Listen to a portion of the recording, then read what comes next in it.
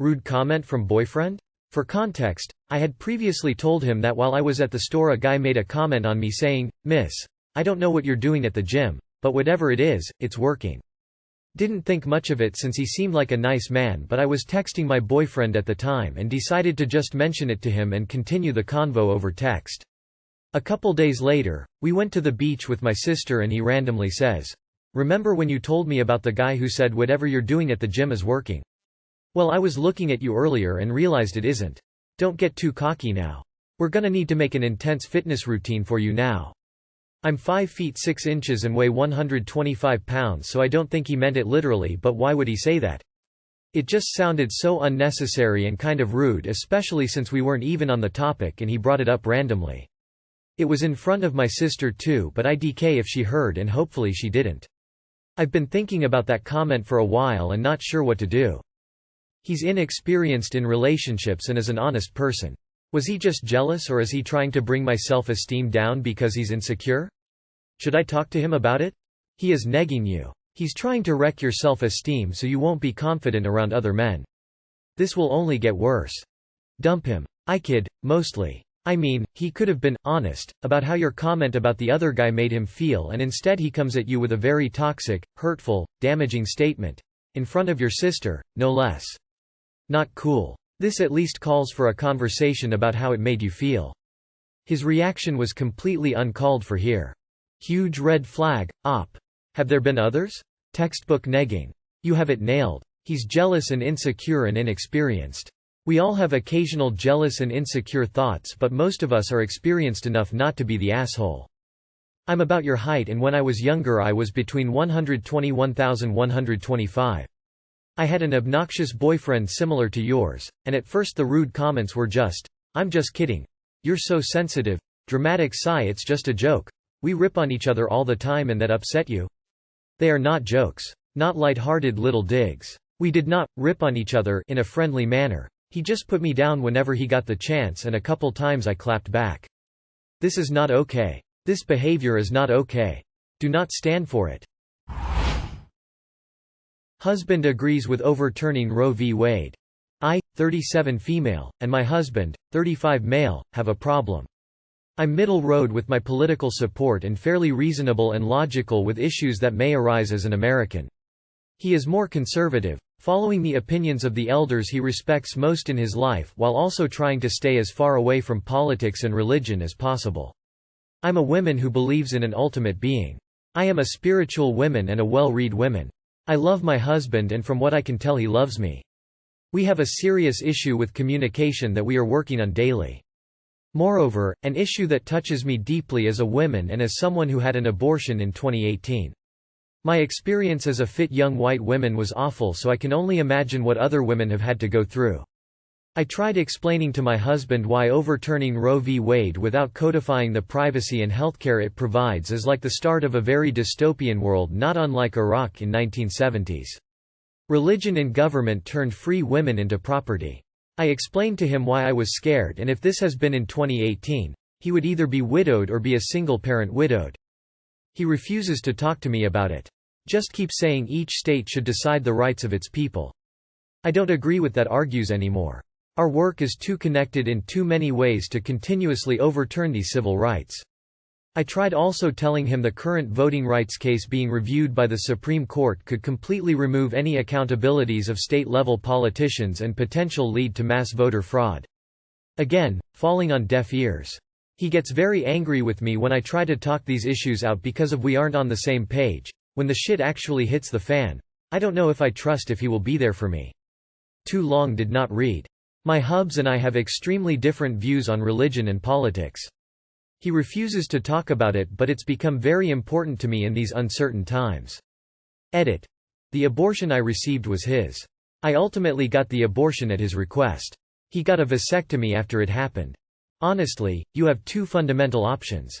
1. Break up. 2. Don't talk about it. At the end of the day, that's your decision point. I suspect that if you haven't been able to persuade him to date to see it your way, you won't in the future, and continually going back to try over and over again will build frustration and resentment. People are allowed to have their own opinions, and the beauty of this world is that you don't have to stay with someone who thinks differently from you if that is what is important to you. Oh look, another woman who realized this month that their partner doesn't even see them as a full person. So fucking depressing. Guys, stop fucking people that don't believe in basic human rights. Best comment I've ever seen said this. If all your rights were taken away and the state viewed you as a man's property, would you trust him to take care of you and keep your best interests at heart? If you're in an anti-abortion state, I'd leave him. If you're not, I'd still consider leaving him. He could get you pregnant in circumstances requiring an abortion and not support you in, actively block you from getting an abortion. He is dangerous to you. Don't have children with someone who would let you die in an emergency, and harvest the baby from your body. People on this sub are so quick to advise others to break up on what boil down to minor disagreements. This is not a minor disagreement. This is really quite bad. My 28M girlfriend, 28F, texted me while out with friends if she could flirt for drinks. So, me and my girlfriend have been dating now for a year, but have had off and on flings for about 5 years now. I've been cheated on twice now, and she knows this. Tonight she went out with one of her new friends and then texted me, asking if she could flirt with dudes for free drinks. Frankly, this triggered the fuck out of me. I immediately asked her if I could flirt with someone for drinks, or that if there was someone was there that she wanted to flirt with. She ignored the first part and said no. We just moved in together, and I don't want to make mountains out of molehills just because of my past. This isn't a relationship killer emo. I just want to know if I am reasonably upset or overeating. Nah. Not good. She should not even be thinking like this knowing you were cheated on. Not sure what she is trying to prove, but I venture to say she was already flirty for drinks and then wanted to ask after the fact. I'd be wary of anyone in a relationship knowingly and methodically flirting for drinks. Even if they are not toying with cheating, it shows they are willing to deceive and manipulate people's romantic feelings for selfish reasons. That's so cheap. I would be mad at fuck. Like grown the fuck up and buy your own shit. I'd find her comment annoying. Partners don't say that kind of thing to each other unless it's an obvious joke. It sounds like she plans on being number 3, but feels like it won't count, because she has your permission, and even if she doesn't, that was extremely distasteful of her to attempt to push the boundaries considering what you've already been through. Oh hell no. Sorry dude, but no woman with a shred of dignity would lower herself to flirting for a few free drinks. Especially if she's in a relationship. I'm watching my ex drown.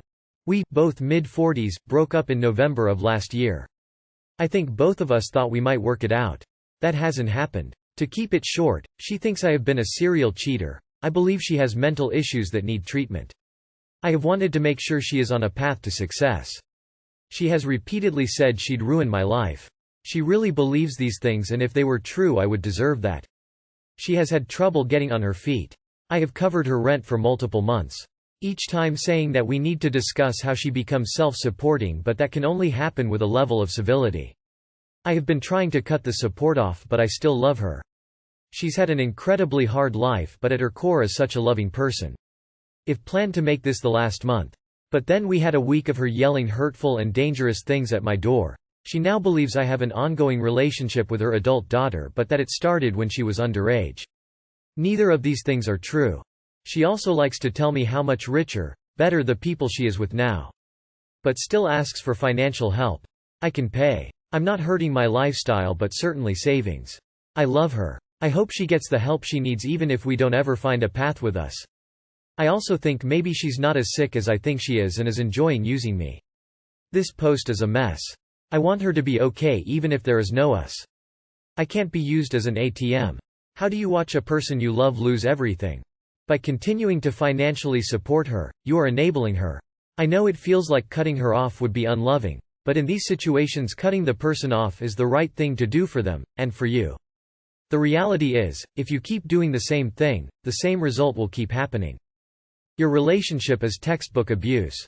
She will not get better in any way as long as you are funding her. You need to stop now. She doesn't sound like she has mental issues, she sounds straight up abusive.